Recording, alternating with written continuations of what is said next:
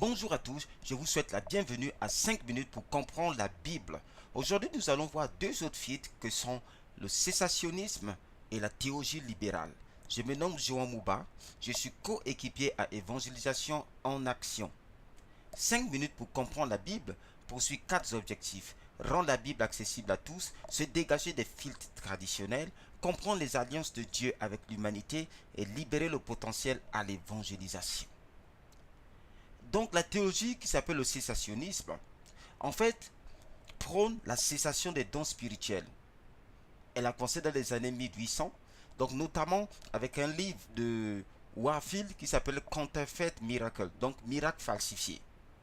En fait, selon le cessationnisme, lorsque 1 Corinthiens 13:10 dit que lorsque ce qui est parfait viendra, d'accord, ce qui est parfait disparaîtra. Et pour eux, en fait, ce qui est parfait, c'était la Bible.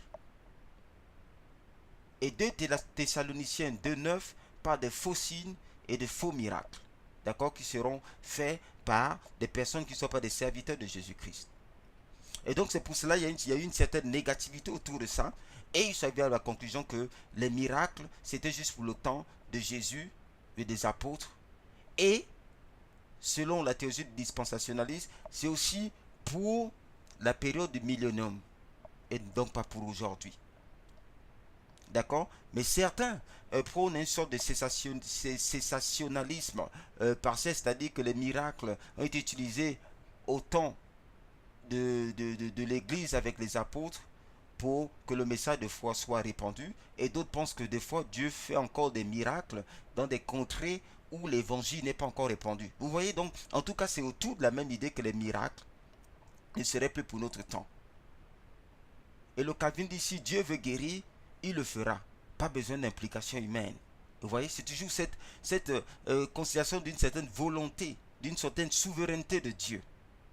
Et on a la théologie libérale, qui est une sorte de criticisme élevé, qui considère que les miracles, c'est pour les temps bibliques, donc des apôtres, et ainsi de suite, et qui va vraiment pour une réinterprétation des miracles, parfois avec des vues scientifiques. C'est-à-dire, par exemple, lorsque Moïse a ouvert la mer rouge, on essaie de chercher, on fait des significations scientifiques. Et pour répondre aux cessationalistes, donc on a ce qu'on appelle le continuationnisme du surnaturel de Dieu. Donc c'est-à-dire qu'aujourd'hui encore, on a une continuation des dons spirituels, d'accord. Et c'est généralement c'est les charismatiques et ce qu'on peut appeler les supernaturalistes, d'accord. Et lorsqu'on parle de ce qui est partiel au parfait, et en fait on parle de l'enfant à celui qui est mature. Et la Bible dit qu'on a les 5 ministères pour l'unité de l'Église, pour qu'on arrive à la maturité de Christ. Et on voit beaucoup de miracles dans le Nouveau Testament qui étaient faits par les mains de Dieu au travers des mains des apôtres, mais aussi d'autres personnes non apôtres, comme Étienne.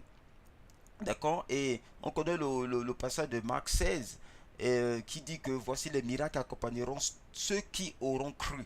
Donc là, il n'y a pas à dire c'est pour les apôtres, les prophètes, c'est un appel que Dieu lance à tous ceux qui croient en lui.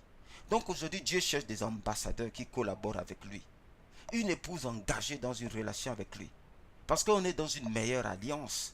Si Dieu faisait des miracles avant, eh bien, aujourd'hui, il veut encore faire des miracles encore plus étonnants.